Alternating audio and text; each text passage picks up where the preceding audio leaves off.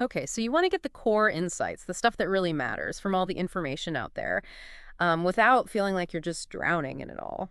Yeah, exactly. It's hard to sift through everything sometimes. And that's what we're aiming for right here. Today, we've got something, well, pretty fascinating. The introductory narration script for a media outfit called the Eagle Voice Network, EVAN. Oh, interesting.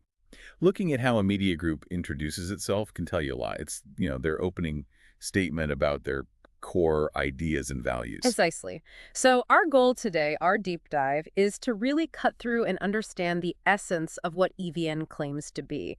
We're looking at their stated origins, their mission, who they say they're reaching, and the promises they're making. Right. Sounds good. So where do they say it all begins, their origin story? Well, the narration kicks off with this really powerful idea of ancestral memory. Hmm. And a voice they describe as timeless, powerful, unbroken. That definitely sets a tone. It evokes this sense of like deep history and resilience straight away. It does. And they lean heavily on the eagle imagery, piercing vision, and unwavering purpose. Which is a classic potent symbol, isn't it? It's Yeah. just clarity, focus, determination. It's interesting how they use that almost foundational, maybe even mythic language right up front. Yeah, mythic feels right. They even call themselves a sacred space of truth and awareness. A gathering place for stories, ancient and modern, I think it says. Exactly. So it sounds like they're aiming for something, well, deeper than just standard news reporting, doesn't it? More about connecting different strands of time and knowledge. I think so. They explicitly state they're not there to echo noise, but to pierce illusion. Okay, pierce illusion. That suggests a pretty critical view of maybe existing information sources. It seems like it. Like they see themselves as actively uncovering underlying truths, not just repeating the surface level stuff. And the description of their signal, wow, not just digital, but Spiritual, cultural, global. Yeah, that's quite a statement. A huge scope.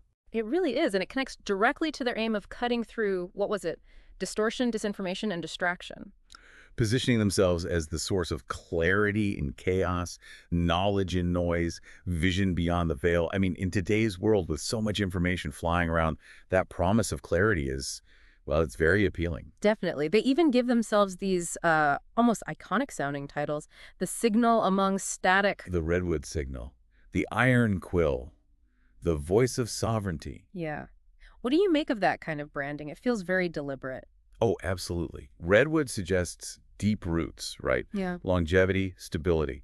Iron quill implies like strength and permanence in what they communicate. And voice of sovereignty, that one really stands out. It does. It speaks to autonomy, self-determination, maybe a focus on perspectives that haven't always had a platform. It's clearly an attempt to build a really strong resin identity. And here's where it gets, for me, really interesting. They say they weren't just founded to inform people, but actually to restore what was stolen, what was silenced, what was systemically erased. Hmm. That's a very specific and historically loaded statement. It is. What does that signal to you? Well, immediately, it points to a focus on history, historical narratives, and a commitment to addressing past injustices, particularly thinking about marginalized groups, indigenous nations. It frames their work not just as journalism, but almost like an act of historical correction, reclamation. Right. And the people behind it, the founders, they're described as digital warriors and cultural stewards. That's quite a combination. It is. Bridging high tech with high honor. What's that combination suggest? Digital warriors. Sounds proactive, doesn't it? Engaging in the digital space, maybe fighting misinformation.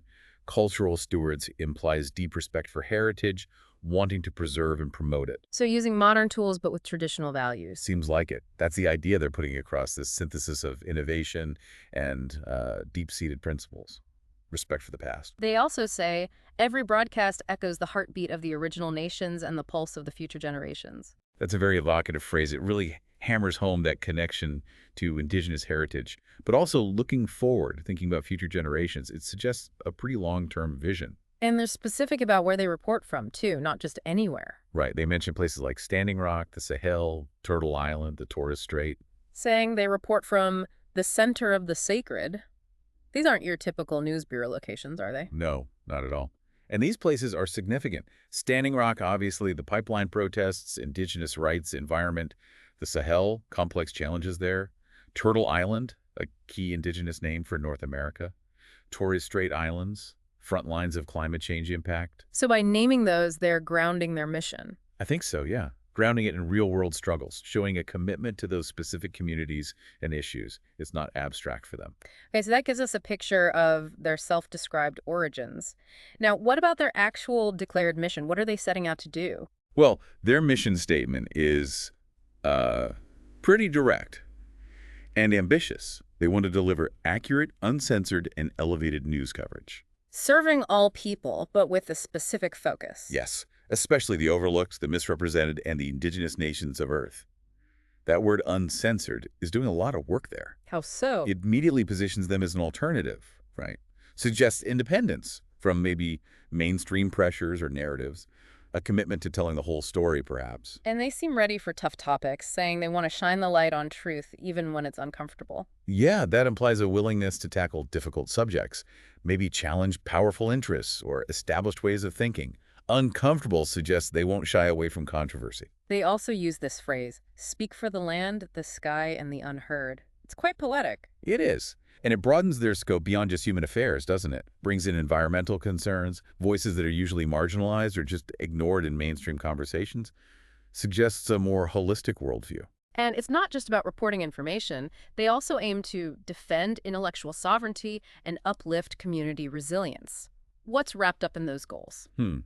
Defending intellectual sovereignty. That likely relates to protecting communities' rights over their traditional knowledge, their cultural expressions, especially maybe in the digital age. Okay.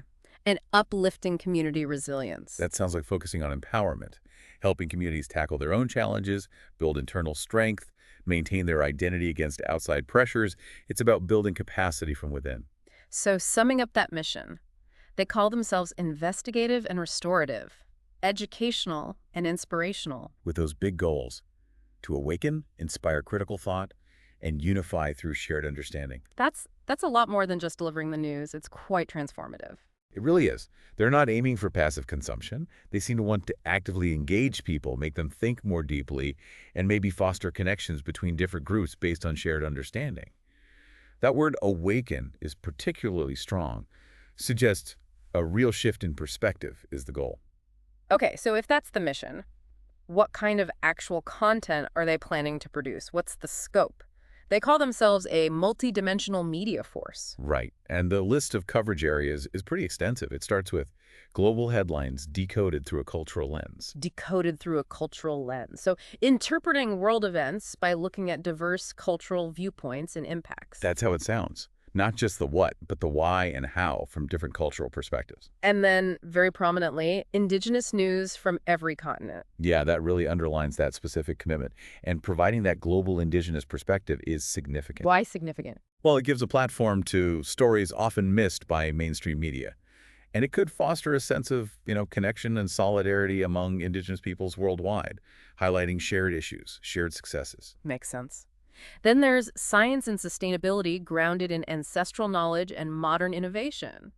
That's an interesting pairing. It is. It suggests they value both traditional ecological knowledge, the wisdom built up over generations, and modern scientific advances. They seem to be looking for where those two can work together, maybe offer more holistic solutions. Okay, next on their list, financial reports.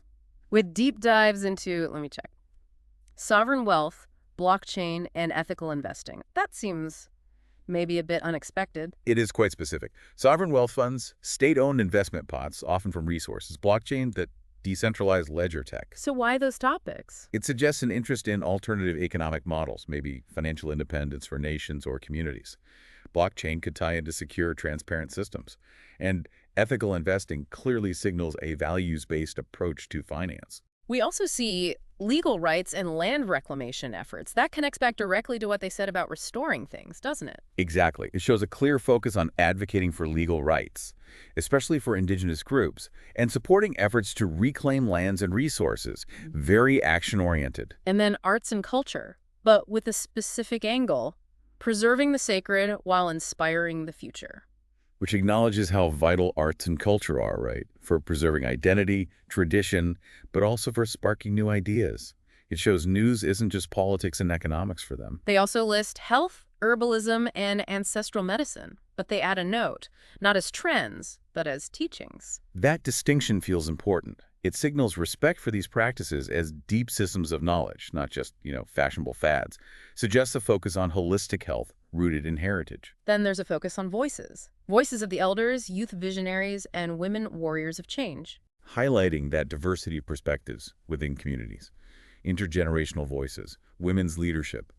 It suggests they want a more inclusive, nuanced picture, getting away from maybe monolithic representations.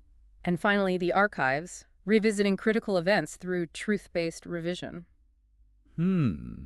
Yeah, that definitely sounds like potentially challenging established historical accounts, offering alternative views, highlighting overlooked aspects, trying to get to a more complete picture of the past. And they plan to deliver all this content widely. They call themselves an anchor in shifting tides, broadcasting on satellite, fiber, and blockchain. And live streamed, recorded, downloadable.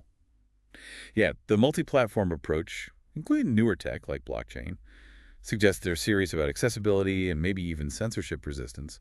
Seems quite forward-thinking in terms of distribution. Okay, so we've covered their origins, the mission, the content scope. What about the promises? What assurances are they giving the audience, the listener? Well, the core promise really revolves around integrity. They state very clearly that what you learn via EVN will never be bought, sold, or compromised. That's a strong claim, a declaration of editorial independence. A very strong one. And they back it up with specifics. No foreign interest controls our platform. No corporate entity censors our speech. No algorithm buries our signal. Those are very direct, very pointed statements, especially today. Absolutely. They're hitting on major concerns people have about media influence. That algorithm point is particularly relevant now. For sure. It's all aimed at building trust, positioning themselves as truly independent, free from the external pressures that, well, can influence media. So ultimately, who do they say they are accountable to, if not corporations or governments? They state they answer to the people, to the sacred, to the sovereign, to the truth. Okay.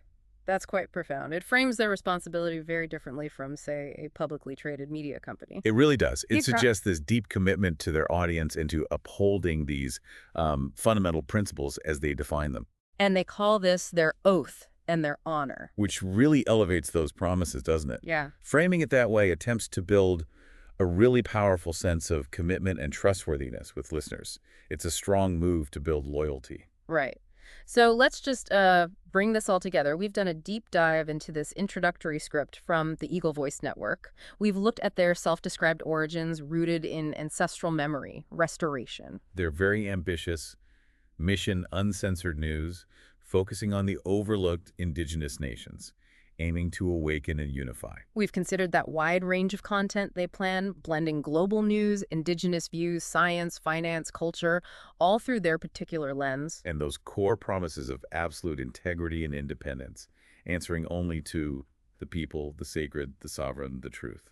What really stands out is how they're trying to weave together these, traditional concepts and deeply held values with very modern media tech and practices. It's definitely a distinctive approach, clearly aiming to carve out a unique and, they hope, powerful voice in the whole media landscape. Which leaves us, and leaves you, the listener, with a really interesting question to mull over. Given everything they say, these values, this mission, this scope, what could be the actual real-world impacts and implications if a media network operates like this?